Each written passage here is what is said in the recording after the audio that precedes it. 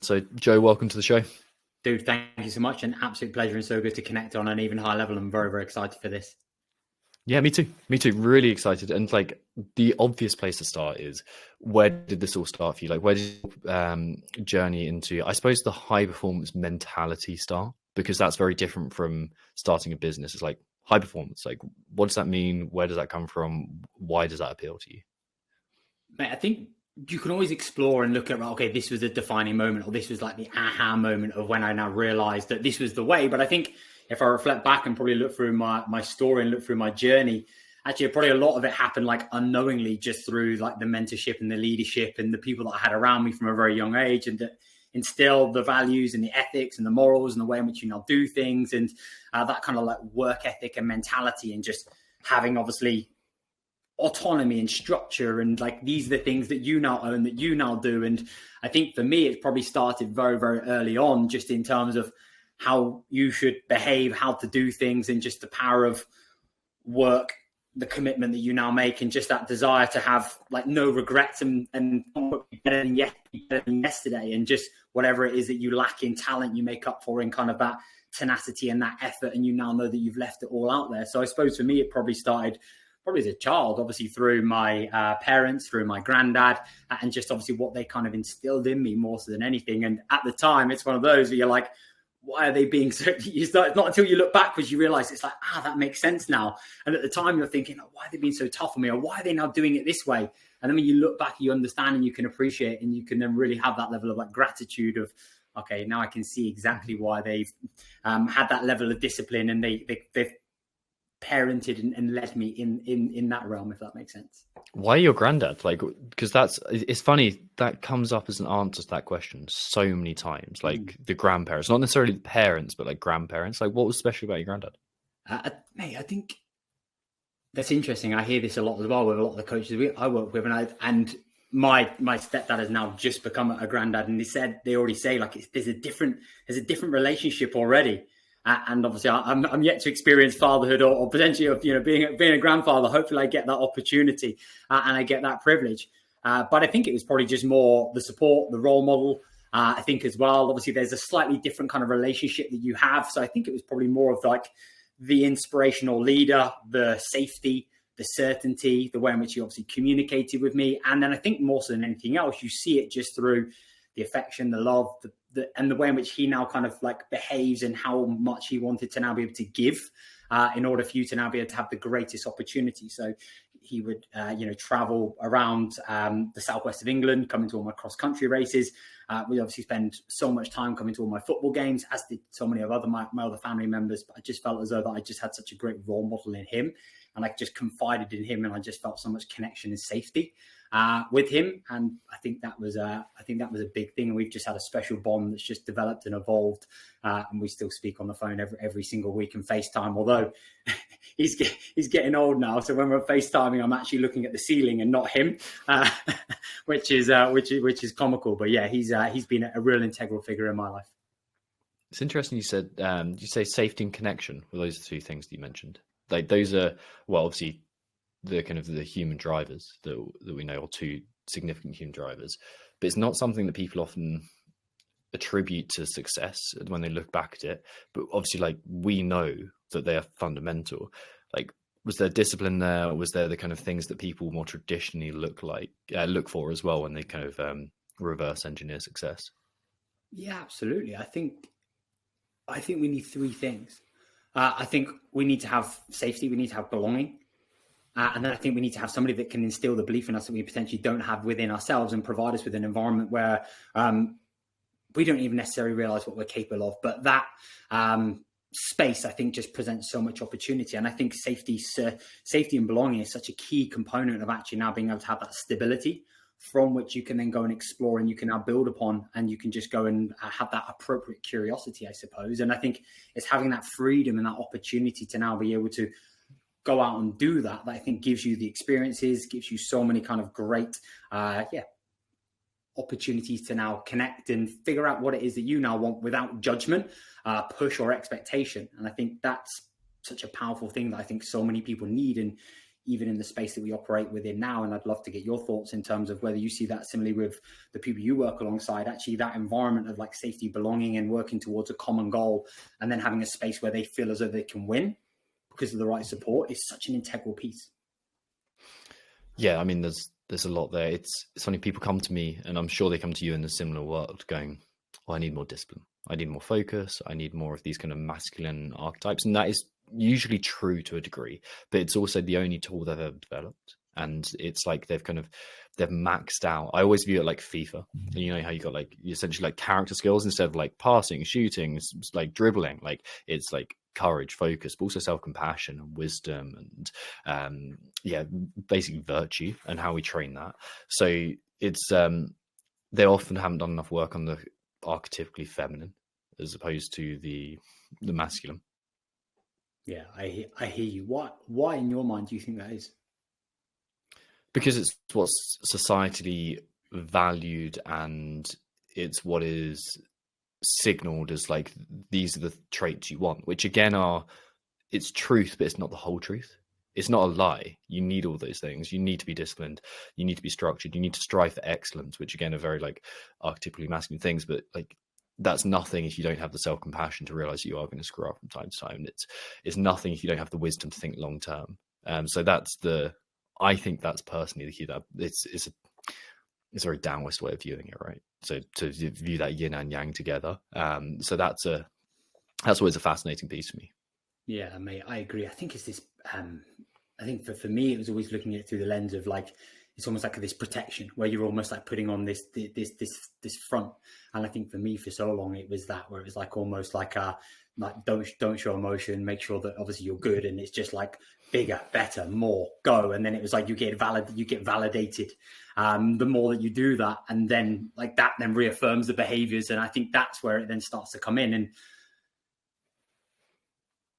I think for me, especially when you allow yourself to actually open yourself up to the vulnerabilities, and you're able to actually see things from a different perspective, that actually you realize how much more potential there is within you when you actually have the capacity to be able to use a degree of like varying like emotions and archetypes. And now looking at, okay, how do I now become as multidimensional as possible? And I think that's a continual journey that you're always a student of.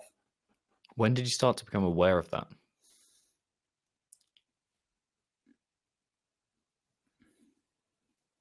I think there've been like a few different like iterations and evolutions, because I think obviously for me, when I look at it through my own journey, I think it's so easy to wrap so much of your identity based upon like who you are, what you do, and then obviously how other people kind of like validate or like compliment you. I think for me, the latest one, which I think is probably the most powerful, when actually you're just talking about skiing, and obviously your latest trip. And I was in Teen last year for a week skiing. And for me, I just had a realization of like why, like, for example, I've been such a people pleaser all my life, and why I just wanted to make everybody happy, and why I just always I'd always like sacrifice and compromise myself, and why I always had this huge desire and need and want to obviously be liked. And then you just start to understand it's because of the experiences that happened previously. And then it was like realizing that there was so much that I'd been hiding and shying away from, that I felt was almost like this vulnerable weakness, because you're the leader, you're the person, you're the guy, you're the one that now should have all the answers. And that then been driving, obviously, me behaving in a certain way, and then me almost like kind of hiding away, like this bit of me that I almost felt like ashamed with and of. And I think for me, it was like in that space of sat on a chairlift, absolutely freezing, waiting to get to the top, that I just had like this flashback of childhood, being bullied, being taken the piss out of, and then was like, well, never really kind of quite fitting in. And then that's now why it's like, okay, so much of how I behaved has been wanting to please and wanting to be friends with everybody, and not wanting to be disliked, not wanting to say anything that might potentially be out of turn or may cast more judgment and opinions on me. So I think that's probably the latest one for me, that it was like that awareness of going, well, okay, I can show emotion, I can show vulnerability, I can show that I actually have my shit not squared away in so many areas and so many aspects that I'm working on, and that's okay. It's fascinating. The idea of building a persona to protect your vulnerability did exactly the same thing. Bullied at school, had a really shit time. Like I was a very sensitive kid as well, and that was always I always viewed it as a weakness. Now I realize it's genuinely my greatest gift as a coach is my ability to be sensitive with people and to pick up on things that they're not even aware of themselves. And like I kind of, so when I earned this a green beret, like what you realize as soon as that's put on your head is it's just a piece of felt on your head, and you're the exact same man that you were prior, and you're just wearing a different hat. That's genuinely the only difference. And like I thought that as soon as I put that on, or even a uniform, it would protect me against anything, or I'd assume that persona even more, and it'd be like, oh well, I've become something other than myself. And the shit deal is, and but also the brilliant thing is, like, you're stuck with it. Like, you're stuck with yourself. It's about mastering that and developing that allows you to grow, rather than like assuming these things. And like linked to that question you're talking about earlier, I think we assume these identities and we go towards that persona because it provides some sort of stability, but it's also like an instruction of this is how you can develop. But that's got to be combined with what is authentically you and is meaningful to you simultaneously. Yeah, I love that. I'm going to absolutely butcher this, but there's in the Tools of Titans with Tim Ferriss, he talks about this quote that he read, and I can't remember who basically it's from, and I'm also going to butcher actually what the quote was, but it was basically something along the lines of, as soon as you now start to feel as though that you're walking down the road naked and you start to expose yourself, that's the moment that you may potentially be starting to get it right. And that's how sometimes it feels when you almost feel as though you expose yourself and you're like, whoa, I feel as though I'm in the nude right now and everybody can see me. And that, when I read that, I bought Tools of Titans. It's interesting how when you buy books and you like read certain things, you're like, no, that makes no sense whatsoever. Like, what that's completely over your head. And then you pick it back up again. I was like, whoa. And that like hit me like a ton of bricks, because it was shortly after that. And it made me realize that, again, it's like, okay, like, this is right.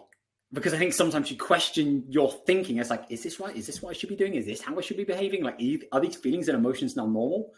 You know, and I think that for me, when you hear that from other people as well, that you obviously see as a huge role model and inspiration, it's like, actually, yeah, okay, do you know what? Like, I'm walking down the right path. So yeah, when I read that, I was like, yeah, I think it's beautiful. I think that's really, really powerful, and that's exactly how I felt for a period of time. That's fascinating. Like the idea of protecting. There's another quote that is the kind of the opposite but the same thing, which is Joseph Campbell. If you're walking down the path and the path ahead of you is clear, you're on someone else's path. And that to me always strikes me as like, well, if it's easy, like, and there's lots of people who that appeals to, they won't be listening to this because it's just not for them.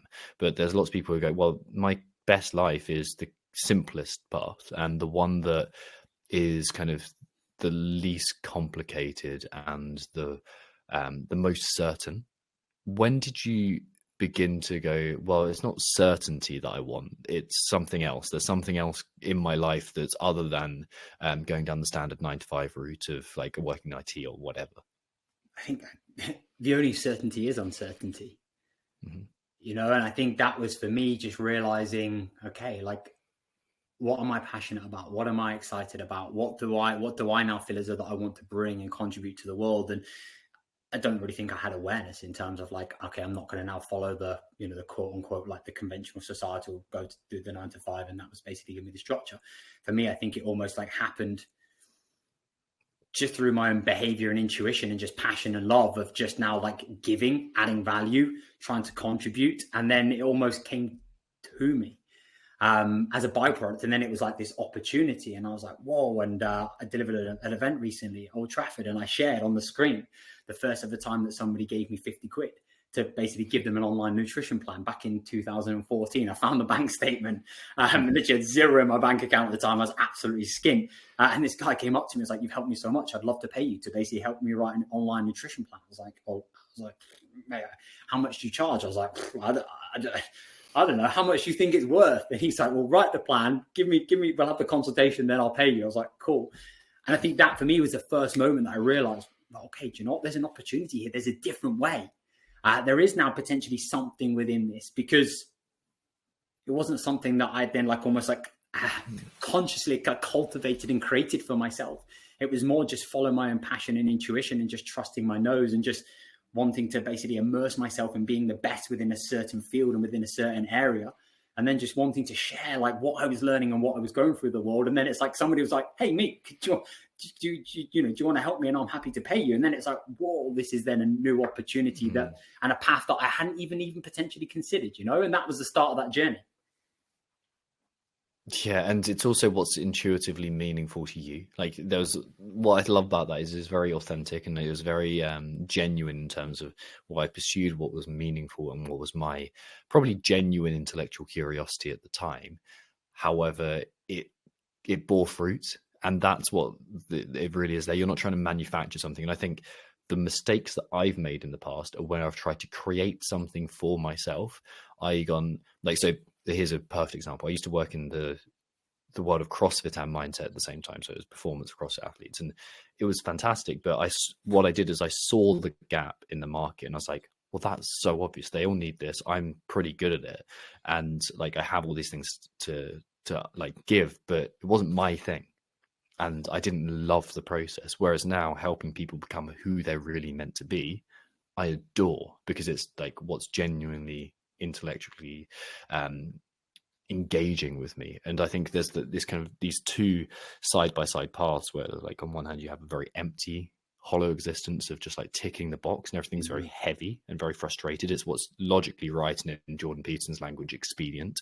Then you have meaningful actions on the other side where it's engaging, and it's the path itself is worth walking with that, regardless of the outcome. What was the moment for you within that experience that it made you realize maybe I'm walking down the wrong path, or actually maybe this isn't as in alignment? And then what was the aha, and then the actions off the back of that?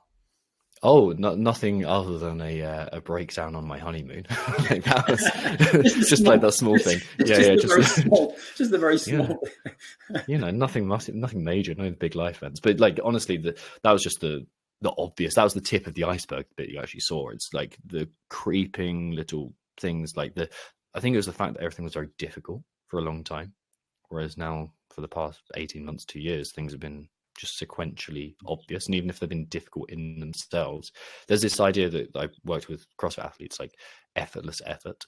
That's really what we want to find, like where it's still very difficult, but the choice to put in that difficulty isn't a choice. It's obvious. And I think that's where we want to get to with business, and that's where we want to get to with training, and that's where we want to get to with relationships. Like it's where the effort isn't a difficult thing to put in.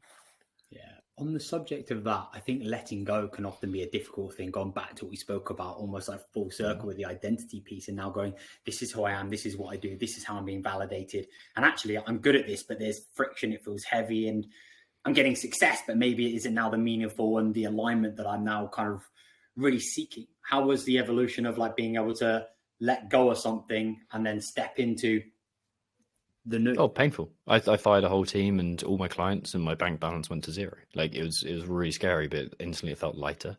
Like it felt like it was, I'm not forcing something now. And I'm like, part of that was just shirking responsibility, I'm sure. But part of it was going, well, this is actually a better path, and it's the path that I'm meant to be on, even though it's very difficult ahead of me.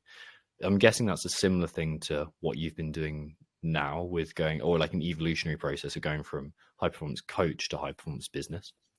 Yeah, not even high performance coach to high performance business. I think for me, it started far earlier than that. Like the biggest thing for me was that I stepped into like J Physique, which was like body composition consultancy, helping people stand on stage, do photo shoots. And, we then built a company, built a team. J Physique turned into Team J Physique. I hired obviously some of my clients that then basically became full-time coaches. They left their jobs, very, very kind of good jobs as well. And I then got to a point in 2019 where I was walking around the field with Lola, and I was like, I've got all of this like success, and I've been on this incredible journey from the day that my stepdad told me to like get a real job, and what am I currently doing? And which is shortly after the 50 quid guy paying me. And I'm like, maybe I can do this. And my dad's like, when are you going to get a real job? I'm like, I don't know. And for me, it was like, I'm not as fulfilled and as aligned and feel as connected and as excited about the body transformation, the body composition stuff as I have been. And I'm still doing this thing, but it's not lighting me up, and it's not igniting that fire, and it's not giving me that like that real kind of like tenacity and will and want to be able to go and explore and challenge and continue to develop. And I just felt as though that I wasn't as in it. And I was still in it and I was still coaching, incredibly well. But nobody else knew, but I knew that I was slightly off. And then I was like, I can keep doing this and I can keep, growing and building and all this stuff. But is this it? Is this me? Is this now what I want to do? And again, like the financial, that was good.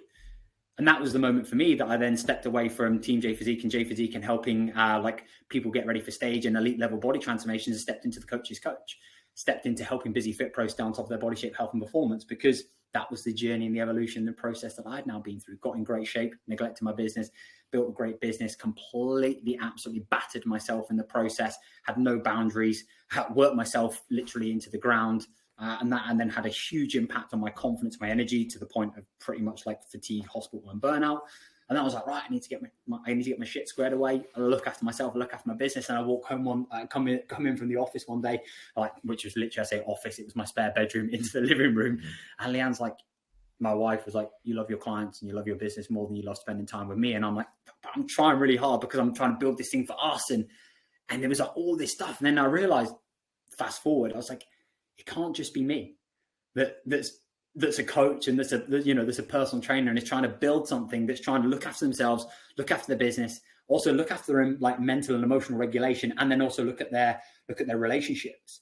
And then that's why I stepped into, okay, the coach's coach, because this was something that I felt passionate and aligned and connected to, and I was starting to see even more so. And then that was really the journey of letting go of something similar to you and stepping into this new thing and this unknown. And that was probably the most like defining moment, I'd say. Right now with the high performance coach, high performance business, nothing has changed. It's just like the next ascension of somebody's journey. We're just creating a stronger customer process and meeting our clients where they're at every single level. But that was probably a defining moment for me. That's fascinating. You articulate so much of my own journey in that as well. Like so much of the stuff that I've felt that I've been 100% hitting that burnout and that frustration of like, well, I need to do this not just for myself, but for my family and everything that goes along. So that's fascinating.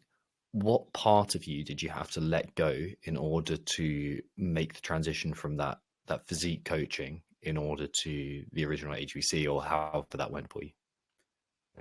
I think it's because obviously you become this physique. Like, for example, for me, it's like you're the physique guy, you're the transformation guy, you're the guy, you're the comp prep guy. And then for me now, going almost like I'm at the top of the hill, and then it's almost like now I'm having to go back down to the bottom of the hill and I'm having to build back up again. But you're never starting back where you were previously. You're starting obviously at a new place. Feels like it though. Before. But of course, because you've now got hypothetically in your own mind, you've got more to lose. Because when you're a nobody and that bloke is like, how much do you want to pay for an online nutrition plan? You're like, mate, I haven't got a clue because I've never done this before. Well, you've got nothing to fall back on. You've got nothing to lose. So it's like, well, do you know what? I'll just fuck about and find out. And then when you get to this thing, you start to create these constraints. And I think it's then being able to be okay with not trying to please others and look at, right, okay, well, what is it that I now want to say? What is it I now want to talk about? What is it I'm now passionate about? And actually, am I now looking to please myself, or am I now looking to please other people? Because I think sometimes you go through these regeneration phases, which are necessary and needed. But in that process, you almost have to let go of, that validation of the applause and the credit and all the things that now come along with that you spent so long building. And then you get to this point and then it's like, well, I'm not that person anymore, and I've grown and evolved, and you've got to destroy and rebuild and then start again. I think it's just looking at being okay with trusting and backing yourself and trusting the gut and trusting your intuition of what you think and what you feel is right. And again, only you will now know that. And the only thing that you own are your intentions and the actions that you now embody every day. And I think, are they now congruent in alignment with me every single time that I shut the door at night? Or actually, am I building this because this is what I think that I should do? Or am I now building this because this is now what I want to do? And I think they're two incredibly different things. And I also think very, very difficult to do. And at the time you're in that messy middle, and it feels, I'm sure you'll be able to add, it feels like crushing at points. because you're like, have I done the right thing? Am I doing the right thing? People are going, have you done the Mhm. right thing? That thing was really good. And then you're like, and that's where you need safety and certainty in the right people around you to now go, right, okay, do you know what? Like that's the anchor points that I think are so integral when you're going through that evolution. Yeah. Yeah. The funny thing about those paths that are kind of running side by side, the expedient one and the meaningful one, is the expedient one often gives you some really shiny rewards along the way, cash and status. It's like, yeah, they're working really well, and I'm like, I'm seeing around these people, and people know me as this type of person, and they are kind of like fool's gold in this. It's a very shiny illusion that you think is the thing that you want, but I think we can both attest, and so many more people could attest to the fact that it's not really the thing you want. The thing that you want is probably something closer to contribution, is something closer to love, is something closer to authenticity. And it's also there's a privilege in being able to say that, because we have met our needs, and we have kind of gone, okay, well, we've ticked that box, but the purpose is to keep evolving. The purpose is to keep sacrificing the old version of you so that the new version of you can build. And that painful sacrifice is exactly that. Is you're burning in the flames. It's like a self-crucifixion. It's like you're nailing yourself for a cross in order to provide for something that's greater and to grow into a greater version of yourself. And that's it's a very difficult thing to self-elect. Bring it back to what you said about my granddad. It's like he gave me safety, and I think that's what we all need. We need safety and stability, But then once you get to a point of safety and stability, then you have the opportunity, I think, to explore even more so. But then the thing that it comes back down to is like, am I now doing the thing that I now wanted to be doing, or actually, do you know what, am I now starting to explore a different path? And I think within that, it's okay with now going, right, okay, I don't like to say like growth is safety, but the only thing you have is, and I think is Jordan Peterson says exactly the same. It's like sometimes you think if I just stay the same and I just like and I just maintain that I'm okay and I don't go anywhere. Well, actually, you're just decaying and regressing without you even knowing. It's just invisibly compounding against you, but it doesn't feel that way within the moment because you feel safe and you feel protected because you've got this almost a box around you that you've been able to build for yourself. But it's then realizing again, like, how do I now walk on the green line? What are the behaviors that I now need to embody, and what are the actions that I now need to take that continually align me to the values that I have, the vision that I have, the mission that I have, the things that I'm curious about, that I'm excited by, that that are actually giving me a reason and a purpose to want to be able to get up in the morning instead of just now thinking I've got this thing and I need to protect it at all costs. I think growth actually is safety. And I heard Hormozy on a podcast, I think it was on Williamson's podcast, and he basically says you can't have growth and safety at the same, like you can't have like this not safety, you can't have comfort. Like I think you find comfort in growth, and it's being okay with then being uncertain within that, and how you then develop a relationship with uncertainty, which I think is such a key integral piece that is, again, like forever, I believe we're a student of, and is forever evolving. You know what's interesting about that? I never personally found safety until I embodied authenticity. I was always there was a scarcity mentality that was rooted into who I was until I said, well, until that moment on my honeymoon where I just went, well, it can't get any fucking worse than this, can it? Like this is the moment where it has to change, because it's hardly a way to start off a marriage. It's like it is that. I'll tell you that it's not the best foundation to bring into it. So you have to go. Well, like I was like, it's kind of a Hail Mary in terms of, well, I'm gonna just completely change things and embody this, but also like, what have you got to lose? And it's funny, the emotional stability and the certainty that you find when you allow yourself to evolve, when you shed that past skin. When you reflect back and you look at that experience now, how do you think that's contributed to where you are now, how you coach, how you lead, how you communicate? Well, it's given me so much of an idea of what it is to pursue something meaningful for once. Like it's articulated everything. It was probably one of the most courageous things that I've done until that point, to go, this is actually what I want my life to look like. Because previously, and I'm sure you see this with your clients the whole time, and I'm sure you've seen it, yourself, is we have this tendency to try and get away from as opposed to go toward. And so many of us are the rat running away from the cat. It's like, how do I get away from this? Just using that scarcity, using that fear, using that cortisol to get us down. And that's why people go through these cycles of inaction, followed by fear, followed by action, followed by burnout, followed by inaction. And we go through these kind of cyclical behaviors that we end up repeating for, if we're not careful, decades. But it takes a moment like that, and that's what the pain is there for. Like, pain is, and discomfort and negative emotion, you wouldn't have evolved them if they weren't evolutionarily beneficial.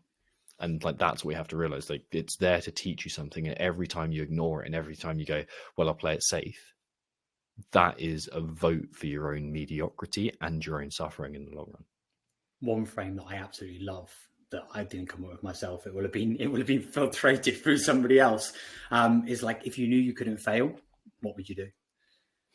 Like, how would you behave? What actions would What's you that done for you? I think it's just giving you this opportunity to actually realize this is what I want. And if there was no consequence, there was no failure involved, then actually, do you know what? I just had freedom. Like, then what would I actually do?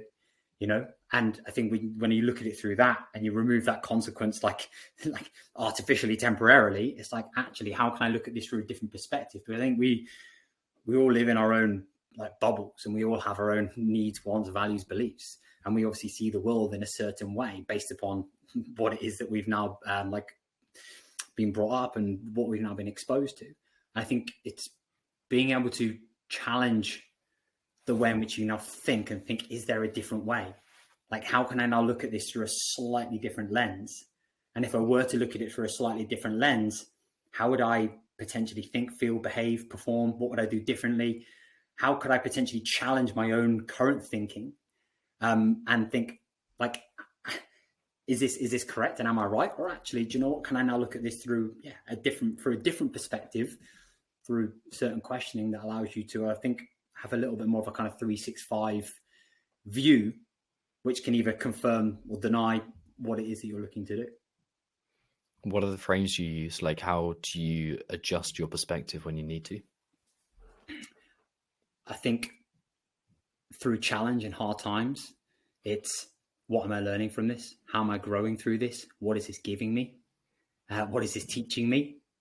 I think they're the biggest things, I think, probably that stand out in my mind.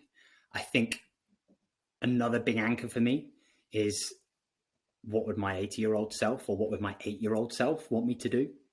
I think that allows you then to kind of future pace and also like backtrack. And I think that allows you to come over to take this 30,000 foot view. And that allows me to almost kind of regulate emotions and then look at, okay, what is the decision that I want to make? I love like Die with Zero, Bill Perkins, and he talks about like not return on investment, but return on experience. And you can do anything, but you can't do everything. And then looking at, right, okay, so then I quite often use that.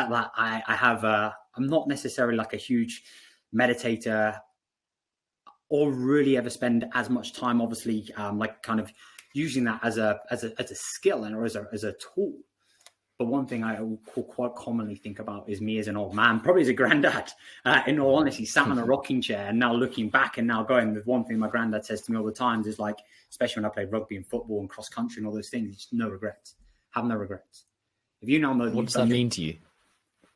Leave it all out there. Do your absolute best. And if you get beaten by the better man, or you know, the better person, or it doesn't go your way that day, well, you now know that you've literally given it your best and you can sleep at night. Because if you don't, you can tell some BS story about like how it was this or how it was that, or how the weather or the wind was blowing in the wrong direction, or whatever it is that you might potentially come up with. But it's that story that, again, you'll know. I now know that I didn't give it my all. And I think for me, that's the biggest thing I look at, is if you now know that you've been able to like open your heart and open yourself up to, do you know what? I'm just going to give this my everything, and it doesn't quite work out. Although it can be difficult at the time to still take, because again, you've exposed yourself. It's like, okay, that's building my character and that's building me. And I now know that for me, that's a huge confidence builder. And it's giving me so much although I didn't necessarily get the result. So I think that's what it really represents and means. And I'll give you a quick story. I did a cross country race. I was so used to winning all of the time. I basically, at the age of 14, I got a paper round. I basically did a paper round 7 days a week. My bike kept on breaking. So I used to run like 10, 15 kilometers every single morning with 2 paper bags before school, one on my left arm, one on my right arm. And I then got so unbelievably fit because I used to get 40 quid a week to do these paper rounds that I became an incredibly good cross-country runner. So I ended up getting all the way through to like the national kind of cross-country races. And I was so used to winning and then being validated on winning and being told how amazing I was and how brilliant things are and whatever. And then in this race, I literally got my ass handed to me. I was like 150th out of like a couple of hundred people. And we were going up this hill. I was like 15, 16. And I was like, this is hard. This is tough. This is shit. I'm not winning. What's the point? So I just pulled a hamstring injury. I basically just faked halfway up this hill. I basically faked a hamstring injury. My parents had driven from Devon to Liverpool, and the St John's ambulance had to come and get me from the side of the hill. I was like, oh yeah, I pulled my hamstring, but my stepdad knew that I hadn't pulled my hamstring. He knew me better than anybody else. But that was the story and the narrative that I told everybody. And whilst I could live through that kind of like lie, which I did for so long, it was like still that was the thing that ate away at me because I know that I just given up on myself. And that was one of the most, when I look back at it now, I didn't appreciate it, was one of the most challenging, difficult, but probably the best thing that ever happened to me because that's what it felt like to let myself down. And then I realized it had absolutely nothing to do with, whether you got 1, 2, 3, or whether you came in the top 10. It had absolutely everything to do with the actions that are the ground that you now stand on. And did I give my best effort? Yes, no.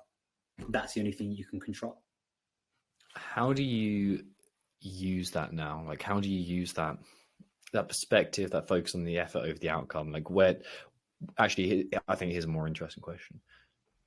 Where do you need to apply it the most to? Like, what's the area of life where you're going, like, okay, this is what I have to focus on the effort over the outcome with?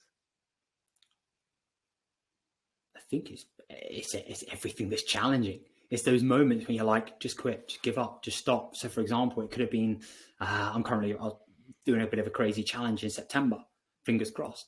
And at the moment, I'm doing quite a lot of swimming. And in the pool on Sunday, I'm like, I've got a 70-minute zone 2 swim to do. And I'm like, it's 45 minutes. I can't really be bothered anymore. This is a bit crap. I'm bored. If I just stop now, it wouldn't really matter. And I could go and get changed and I could be, 45-minute swim today. And that was great, even though it was a 70-minute swim. And so in that moment, again, it's that thing. It's like, yeah, just give up, just quit. It doesn't matter. Nobody will know. It doesn't make any difference, And sometimes, like there are those moments where you're like, and it gets the better of you. But then 9 times out of 10 now, it's like, no, do not just follow through because of how you're going to feel after the thing. And so for me, it's like, it happens obviously on a micro level, but also on a, I suppose, more macro level. It happens in the day. It happens in the day to day. Even stupid things like we're going to walk the dog off the back of this podcast. And it's like, we could do the short route or we could do the long route. Well, we always do the long route, but there's times where like we've not got time, we've not got this, we've not got that. It's like, no, do you know what? We'll do the long route because we know how we'll feel after having done the longer route. So like something so minuscule, but compounded over time has a huge impact all the way then through to business decisions and choices that you make, like on a more macro level, all the way then through to potentially some big physical endeavors that you explore that might potentially be like a competition or something that you're like, right, okay, I could give up. I'm not winning, but I think it's that you're not doing it for anybody else, but for you. And it's then just swallowing your pride and now going, okay, did I give my best effort? And that's all that matters. The thing that I was thinking through that is we're constantly rewriting our stories, and people get this idea in their mind that your story is your story and it's fixed and this is who I'll always be. But every single action, every single moment, every single thought you have rewrites your story. It's like building a mountain one layer of paint at a time, as the old adage goes, just constantly putting another layer on, constantly putting another layer on. And you have a choice, and you're effectively building that relationship and that reputation with yourself in a positive way or a negative way. And it seems easy to shirk the last 35 minutes of a swim or whatever you're supposed to be doing, or 30 minutes of a swim, because it's a small consequence in the moment. But when you look at how that influences how you see yourself, and then how you see yourself influences every behavior from now on, that small action has a huge weight of stacking the odds in your favor in the future, instead of taking you take an easy option, take an easy route. It's a really fascinating way to think about long-term solution or long-term achievement in the face of short-term discomfort. Inside Legacy with the New Zealand All Blacks is a slightly different, like they use a slightly different like frame in terms of like the story behind it, but it only takes a small hole in a canoe to sink a canoe. And they're talking about that through the lens of obviously a team. But I think the same for you, you know, and like there's still so many things that, you know, I get wrong, that I don't follow through on, that I regret, that I look back on, I'm like, I could have given a little bit more because I think we're just human beings. But every single time it's like, okay, what did I learn from that? How did I feel? Is that a feeling that I want to have again? Yes or no. And then I think every single time that then continues to shape that like slight little course correction. But I don't think if you don't have these moments and these experiences, then you don't allow yourself the opportunity to learn and grow through those. And I think you need to have those moments where you can then start to like challenge. And I think it allows you to get clear over actually, who do you want to be? The easiest way I think is that almost that inverted thinking. It's like, who don't I want to be? Well, I don't want to be all these things, so I'm now just going to do the opposite of that. But I think sometimes you've got to do those things to then be able to go, actually, I don't want to do this, you know. And then that allows you to then realize, well, what's the kind of the yin and yang. Yeah. There's something I realized about eating McDonald's years ago, which is like, you think it tastes nice, but actually if you think about the flavor of it as you're eating it, you're like, it actually tastes of nothing. It's like this psychological trick. And it's like, it's the same as scrolling through Instagram. Like, you think it feels nice, but you're just satiating a primal desire. And when you actually have a good steak, or you have some or you have like dauphinoise, and it's like really good quality food, and it's just like, this is it.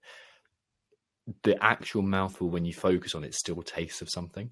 And I think and yes, it takes a whole lot more work, and it's more expensive to buy, and it's more of a hassle and all that kind of stuff that goes on. There's more of a cost with it, but it's far more worth it, and it's far more nutritious in every sense of the word.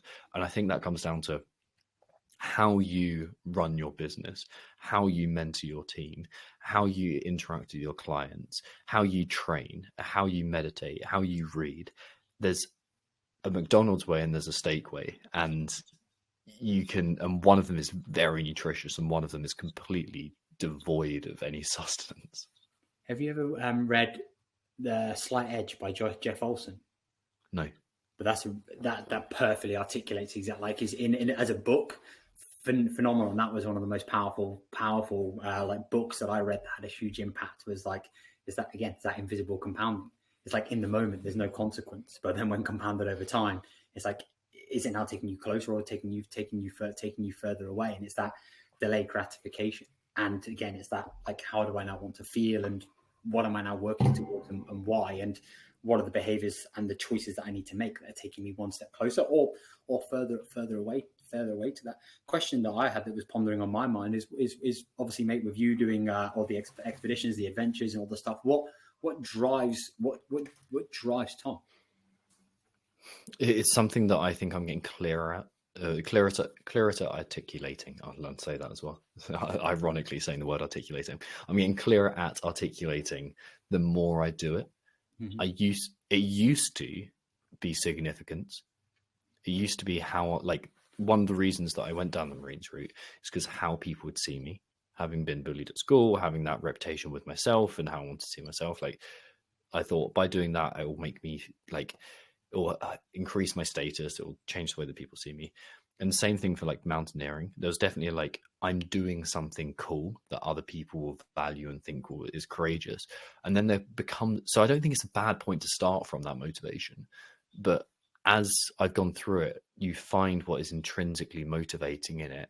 And I also found, like, so climbing, for example, I found that bouldering isn't for me. It's not intrinsically motivating. There's something about the risk of heights and doing something dangerous, and I enjoying the technicality of something like that's way more intrinsically motivating. And then if I was going to go on a wall versus outdoor, it'd be outdoor every time. Like, and then if I was going to go on the wall at sea level versus on a wall in the Alpine, it'd 100% be in the Alpine at any given time. And then I'm thinking like sport versus trad, like trad climb. So you find yourself like getting more and more attune. And then what really drives me is the sense of adventure. It feels like a connection to who I really am in that moment. And it's the same thing that I got when I was going through training with the Marines, same thing that I got when I was driving out to, when I was living out in Canada.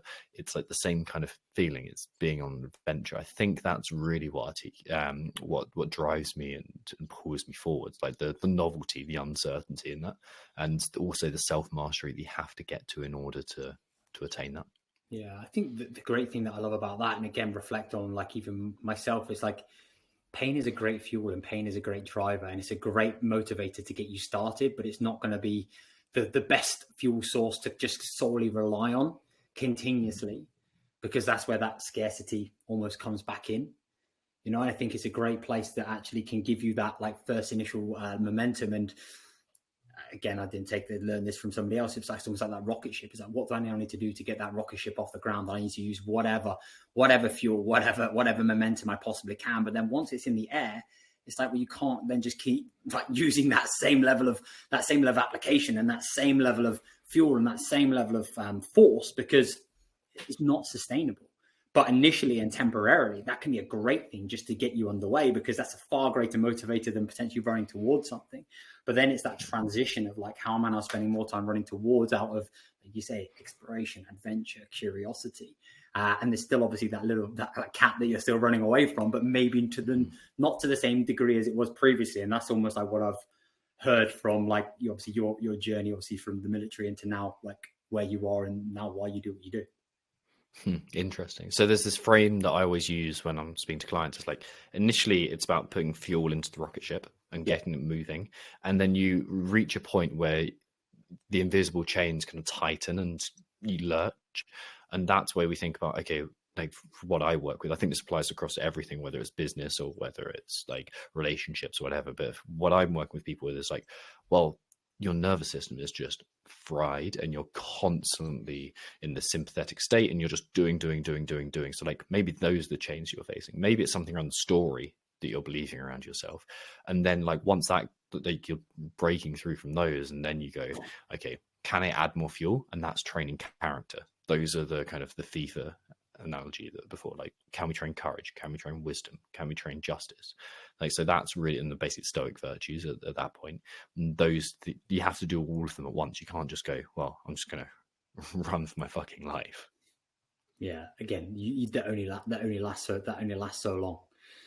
Mm-hmm. This is a finite, I believe it's a massively kind of finite fuel source. And that was the thing I think that led for me to that point of like breakdown of basically just, I was constantly operating through scarcity. I was constantly operating through just this sympathetic, this high level of, right, okay, I've got from here to here, I've gone from nothing to something. And this is the fuel source that I've used. So it's like in my head, I'm like, oh, well, that's success and that works. So I've got to keep doing it. And I've got to keep doing it again. But then it's like old keys don't unlock new doors. And there's only so far that you can go before then you realize you're at this glass ceiling, and it doesn't then matter how much you try to do. You can't just keep like pushing and forcing yourself through. And I think sometimes it takes you to have that like breakdown, whether that's now on a honeymoon or whether that's now, like for me, it was driving home for Christmas to go and see my family. And it's like, oh, you're now going to spend basically like two times in A&E, and then you're going to spend the rest of Christmas in bed. It was like, all right, something now probably needs to change, because the way in which you've been doing it, mate, hasn't been working. And all of the signs that you've been kind of seeing, you haven't been seeing, and the red flags you've just been completely ignoring, because you're like, well, I can't, or you don't allow yourself to. And I think that's then the lesson. And you then start to understand, like, okay, well, what's almost like, what are your limitations in terms of how far you can go in terms of the extremities. And I think that's then where you start to gain that awareness around of like when to push, when to pull. But you have to go through those, I think, personally as well. Yes, you can leverage and learn from others, but you still got to go and eat the shit and go and do the do, I believe, to then be able to have your own map of the world and have your own map of, I think, It's amazing how pig-headed we can be when we're so willful in trying to achieve something that we're completely ignorant of the pain that we're going through and we're not listening. I think like something I'm working on a lot right now is slowing the fuck down and taking some peaceful time and not doing. And it's a really difficult thing to do, because the hustle and grind gets you to a place. it does work to begin with. It gets you when you're starting from 0 or minus whatever, to get up to like things kicking in and things kind of moving and some initial success, and gets you to a point. But there's a stage when you have to go from manic activity to deliberacy and effectiveness and precision, and it's a really different approach. And like I think that requires an increasing level of slowing down, like, and acting. Tim Ferriss put out something the other day, like the longer he goes on, the more he realizes that his biggest luxury is not feeling rushed. And I think that's the state to get to. Like if I wasn't rushing, if I wasn't thinking there isn't enough, so scarcity, how would I act? And it's a really different approach. There's always more, and there's always bigger, and there's always greater, and there's always like so much you could be doing, should be doing, and need to be doing. But I think the biggest lesson for me was, from what I take from that, is like, if you don't start to exercise the things that you think you're chasing now in the moment, well, it doesn't matter how far you climb the ladder. The reality is, it's got nothing to do with like getting there, and it's got absolutely everything to do with how you now allow yourself to have that space and that time in your relationship with that. Because as you get bigger, you think, oh, I'm going to get freedom, or if I build this team, then I'm going to have this. And it's like, it's got absolutely nothing to do with the external. It's got absolutely everything to do with your relationship with the internal and the work that you're doing. And I think that's, for me, is allowing myself to go, right, okay, do you know what? Like, what you're doing this for? I want to have fun. I want to have freedom. I want to have more experiences. It's like, well, why can't I do more of that right now? Like, why can't I now go to Pakistan and go on this trip? Why can't I now go and spend more time? Like, what's stopping me from, because again, it's that Bill Perkins Die With Zero thing. It's like, right, well, I'm now optimizing to do this when I get to, I'm going to make up a random number, 50, but it's like, well, now I'm now not in the body of a 30-year-old anymore. So I now maybe don't have the same level of capacity or recoverability, you know, or even potentially less responsibility as what I do when I'm there. And I think that's been the big thing for me to kind of, I suppose, align myself to you. It's exactly the same. It's like, you're like, when I get to this point, then I will. But it's like, well, how can I start to do more of that in the moment and in the now? Because that point is never going to arrive, because it's got nothing to do with getting to this place, and it's got everything to do with you and your relationship with it. It's annoying how trite these phrases come and how cliche it is, but like the being versus doing thing is so true. Like you can, I use this phrase, inspiration statements, in terms of like centering phrases that describe exactly who you want to be in any given moment. For me, in terms of the physical aspect, it's adventurer, warrior, and that perfectly defines that this is not what I want to do, but who I want to be. And this is something that I like try to guide as many people through as possible. But I can be that whenever I want in any training session, whether I am in Pakistan and looking down a big line and about to like get really excited about what I'm going to do, or going to have a big day ahead of me, or whether I'm doing my 8th set of split squats. Like I can, that's there in any given moment. And it's like you strengthen that connection to it. It's like you myelinate that pathway each time you fire along the kind of the archetype that you're firing, as opposed to the kind of exact neuronal pathway. And that seems to carry over to more things. What does that give you? Good question. Certainty. It gives me direction. It gives me intentionality, a clear guideline of how to act in any given moment. And like that's really what people seem to lack. It's that, okay, but how do I apply this to right now? And I view goals as nested in terms of a unifying purpose at the top, all the way down to who am I being in this moment right now? And they all need to be aligned.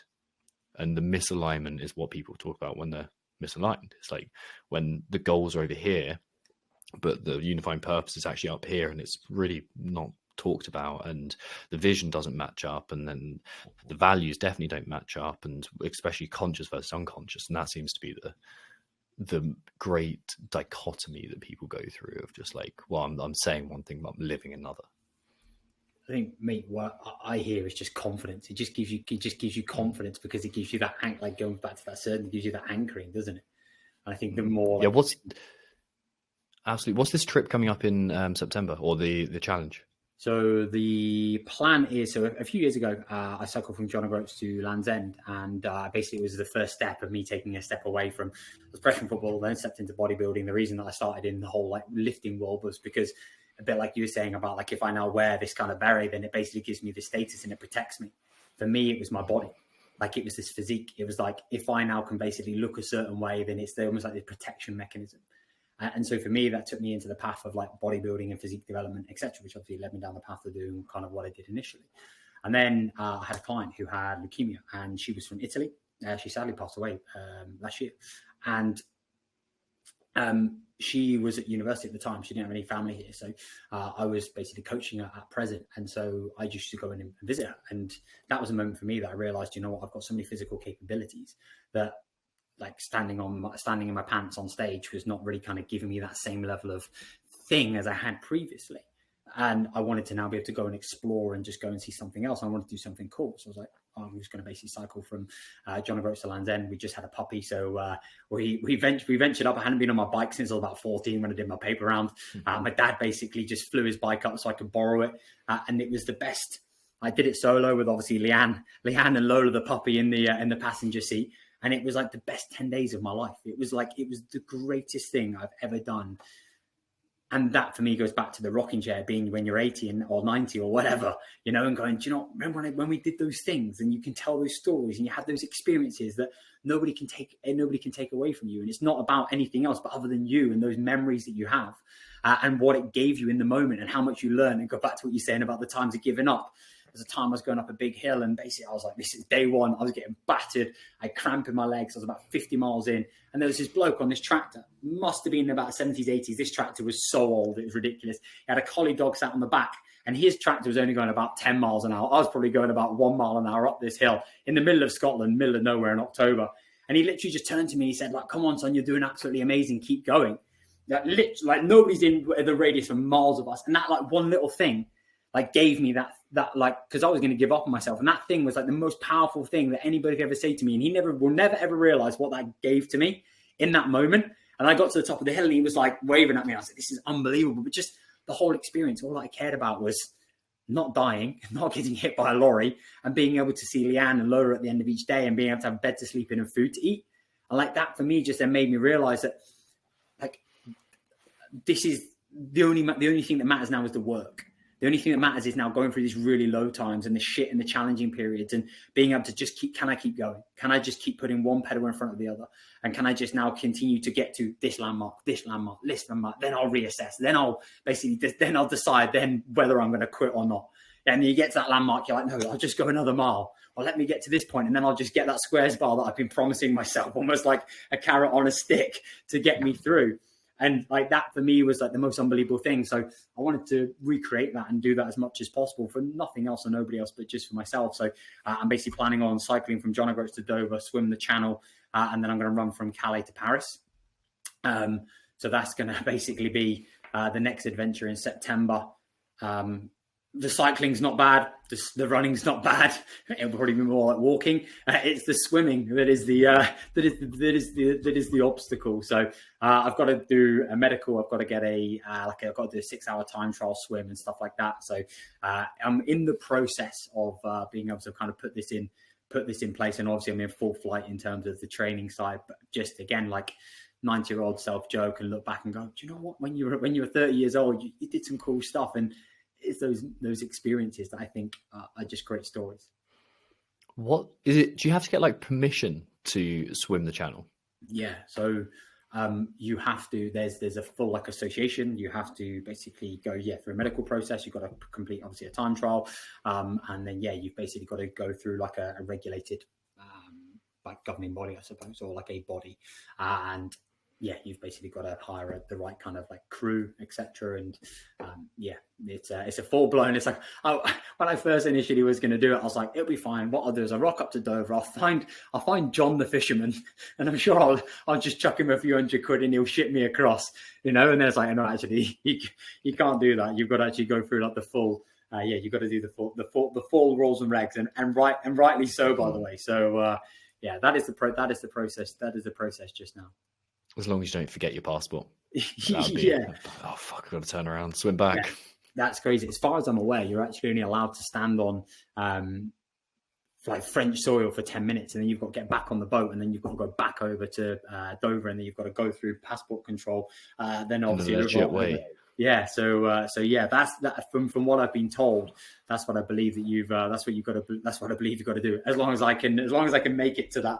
As long as I can make it to that point, I've got a lot of swimming to do in the build up. So yeah, we should just wait and see. And what about you? Do next adventure is Pakistan? Anything else on the agenda? Yeah. No, that's it. Apart from buying a house, and that's a pretty big one. But those are the two focuses, and then building the business at the same time. It's those kind of threefold things, and like it's what we were talking about before we started recording, being intentionally intense, and that's a really nice place to be, rather than unintentionally intense. It's a very different feeling when you've volunteered yourself to be in it. And what feels different this time about this business in comparison to the one previously? Or what is different? Meaning, authenticity, alignment, like that nested goal type thing that I was talking about. All seems not perfectly aligned, but within the same kind of bracket. And that's a really nice way to kind of be thinking about it and to be feeling. So it feels lighter, which is a very different feeling, simpler. Now, that's the other thing that I think understanding yourself really has a great impact on. It makes the choice simple, as opposed to having 25 things that you could be. There's only one thing that is really right for you. Yeah, I love that. It's like, how do I now build a business that's an extension of me and complements who I am and what I want to do? And like my values, rather than this thing that I'm trying to build. And I think then there's almost like these two separate entities, and it's like, this is me and this is my business. And then you're trying to have to be somebody else in this world in comparison to who I actually am. And I think that was the thing for me that has allowed me to be more consistent and see a far longer game, because it just feels more like you say, it feels more effortless and enjoyable. And even though there's challenge and you get punched in the face every single day, like that's part of the game, but it's like you can then see past that, and also your available energy and what's driving that is obviously so much bigger and greater. So your capacity to see past it based upon obviously the vision that you have is so superior. Yeah, I remember coming back I got really into Brazilian Jiu-Jitsu for a while, as I think everyone who's ever listened to Joe Rogan has done. And like there's a point where I was coming back like bruises all over my face, and I'd constantly be hurting myself, and like just like cracked a rib, like dislocated my shoulder once. But they're almost like war wounds that I was proud of. And that has a really different feeling from like, I'm just getting punched without any meaning behind it. Whereas this was like, oh, I don't care because it's enjoyable. Even the 6 weeks I had to sit out of training, like it was like, I'm going to get back to it. And it's like, that's what happens when we find purpose. That's what happens when we align ourselves fully. How do you think one finds purpose? Like by fucking up a bunch. Yeah. Like it's basically you go wrong a ton, like, and I've got systems behind it. I think I'm very good at guiding people to that, but I think you have your best shot and you realize what didn't feel right. And it's like you're stuck in a dark room and you've got a torch that only shows a few meters in front of you, and you're like, where the fuck do I go? Okay, well, that kind of 12 o'clock looks best to me. I'm going to take one step, and it's like, oh, well, I've fallen into a pit of lava. I figure out how to get away. So it wasn't this way. I'm going to like walk around, like shine around again. Okay, I'll go the opposite way. Okay, that's better. It's not perfect, but it's better. It's this kind of bouncing off the side that we do of going wrong and coming back to it. I think that's part of it. But I also think it's looking backwards and looking forwards. What would be, I forget the word, but meaningful in and of itself. Just the pursuit of that. What would a meaningful life look like? What would an enjoyable process look like? And then looking back, like as well, like what were you authentically interested in as a kid? What were you like as a kid? And what would you be if you could start again? Like those kind of questions. I think it's deep stuff. It's not something very few people seem to be lucky enough to just happen themselves onto it. What do you think? I think I agree. Just to bolt on, I think two things stand out in my mind. Number one, the more you fuck about, the more you find out. Mm-hmm. But I think sometimes there's this fear of fucking about because of failure, judgment, opinion of others, getting it wrong, walking down the wrong path, And I think it's just that openness just to be, again, curious. And then I think the second thing that I think ties in quite nicely is like, being okay with being a scientist and just exploring and experimenting. And I said this to the guys on Monday. It's like, I've got this lotion and I've got this potion. Let me put this lotion and potion together and let me see what happens. Does it work? Yes, no. All right, now I'll try a little bit of less and a little bit more of that. And then all of a sudden what you're doing is you're just now allowing yourself just to experiment. Like, there's no like absolute and this has to work. It's like, do you know what? We've got all this stuff and let's just try like putting a few things together and let's just see what works. And then when it doesn't, it's like, okay, well, I gave it a go.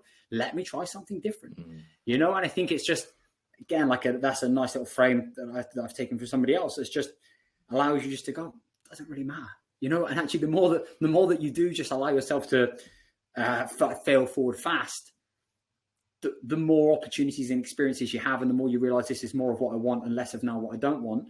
And I think that then allows you to come to a more informed decision, and it will evolve and it will grow and it will change. And it's then how can you just be dynamic and malleable and open to that? Because we're always growing and evolving internally and also environmentally, externally, everything's growing, evolving and changing. And I think that's okay. It's just not kind of hanging your hat on like, this is me and this is my one thing. And I think it's just having that compass that still continues to guide you, which I think is integral. But yeah, I think the experimental side, I think, is so influential and so integral, because otherwise you're trying to nail it and you're trying to hit bullseye on the first go, and then it's like you're creating such a huge expectation, so much pressure. You then don't do anything, and then you're just in the gap, and you're not actually in the game of playing the game because of the expectations and the fear that's associated with that, you know. But nobody cares because they're too busy looking in their own worldview, worrying about what they're trying to do in themselves. But it takes you to take a step away or to do that, to realize actually nobody gave a crap. And if anything, it makes me a better person because I've got more experience. And I think the second thing is like, you can then sit in the mud with somebody because you then know what it feels like. And although there's no like teaching, you can't necessarily, because when somebody's in the mud, it's not about trying to solve their problems, which I've had to learn the hard way. It's like, I get it. You've got that empathy and you've got that awareness. And although you can't change it or solve their problem straight away, you can sit in the mud with them and you can go, I get it. It's okay. You know, because you know that there's a process and a journey, and because you've experienced that and you've got that level of, I suppose, like depth because of what you've been through. I think that allows you then to lead and support and coach and guide others. And I think there's that living it and learning it. And I think that living it is like, it's not just the highs. I always think like, who would I rather have in my corner? Would I rather have Tom, who everything has been hunky-dory, everything's been perfect, everything's been daffodils, rainbows, and unicorns? yeah. Or would you now rather have Tom, who, you know, would you ever want anybody else to break down the honeymoon? No. But like, will I now rather have that Tom in my corner because of those things and what's happened? Oh, any day of the week, give me. I want that guy. I want that guy. That's the guy that I need in my corner. And I think when you can look at it through that, it's like, well, yeah, let me go and pick up some challenges. It just feels shit at the time. Yeah, like it does feel shit at the time. I'm trying to find this Nietzsche quote that I adore, because it's so neatly articulated. He talks about like the negativity or the kind of negative experiences within life, and how you extract value from it, and how you also find meaning in your life. And like, this is exactly what it's about. This whole book is around meaning. He said, one must learn to love. This is what happens to us in music. First, one has to learn to hear a figure and melody at all, and to detect and distinguish it, to isolate it and to limit it. It's a separate life. Then it requires some exertion and goodwill to tolerate it in spite of its strangeness, to be patient with experience and expression, and kind-hearted about its oddity. So like, that's the initial stage of like, I feel shit, but I'm not going to push it away. I'm going to just be curious about it. And he said, finally, there comes a moment when we're used to it, when we wait for it, when we sense that we should miss it if it were missing. And now it continues to compel and enchant us relentlessly until we have become a humble and enraptured lovers who desire nothing better from the world than it and only it. But that is not what happens to us only in music. That is how we have learned to love all things that we now love. In the end, we're always rewarded for our goodwill, our patience, our fair-mindedness and gentleness with what is strange. Gradually, it sheds its veil and turns out to be a new and indescribable beauty. And that is thanks to our hospitality. Even those who love themselves will have learned it in this way, for there's no other way. Love too has to be learned. And not only is that the most beautiful thing that Nietzsche's ever read, it so well articulates how we extract value from the discomfort. I think as well the importance of having the people around you. I think that's so integral. Obviously, through those moments of isolation, I shared like I had a bit of an emotional breakdown like back in August, and it was like, do you know what? There's a few key people in your life that you then just basically now like lean into, and just the importance of when you go through that change or you're going through this, it's like, actually, do you know what? You can't go through it alone. You know, and whilst you think you can, that always comes back down to, I'm okay, I can suffer and I'll do it myself. And it's just allowing yourself to open yourself up and realize it's not about the load that you're carrying, but how you're sharing that load. And I think it's being okay with relinquishing control and letting others in. And that's something that I've previously been afraid of, because it's like, no, I want to show that I'm okay and I'm good and I can solve all the problems and I'm, you know, moving forwards. But when you do that, you realize how much better, easier and lighter it feels. And also how much more accepted you are, not as just this one part, but all of, you know, all of your parts. You know, I think there's a shadow to independence, and we often, when we feel like we have to provide our own security and safety, and that independence thing, we strive for independence. We strive for like a shadow version of freedom. Like, I'm going to be able to control it all. And if I do that through usually our own business or by just fucking off everyone else, then that becomes such a problem. There's like but the higher version of that incorporates other people and incorporates responsibility and incorporates love, I suppose. And that is a very vulnerable thing to do, to give yourself up to that and to open yourself up to it. So yeah, I think you're exactly right with incorporating other people and realizing who is important, not just what. I think the more you do it, the more, because there's that fear, right? If I do this, then what about this, and what about, and then you just can obviously manifest all of the consequences that are going to now be incredibly negative, and then you do it, and it's like, well, it wasn't as bad as I thought it was going to be, and that actually felt better, and that's a bright spot that then allows you then to do it again and do it again and do it again. It's just exactly the same with anything, whether that's now publicly speaking, whether that's now putting yourself out there, whether that's now having a difficult conversation, whether that's now getting yourself to the gym when you're like, I really don't want to do this. It's that bright spot. It's like, actually, do you know what? I feel like crap. I've gone and moved. I feel way better now doing that. That's a bright spot. Every time I feel like crap, a lot of the time I'm now just going to go and actually like move and create some energy, and I feel better as a byproduct. So I think it's the same. It's like allowing yourself just to go, right, okay, do you know what? I've got to now be able to like experience what it feels like to actually then realize that that is a bright spot from which I can now continue to like build and bolster, like you were speaking about previously with regards to like that archetype that you continue to step back into and you can use at any moment.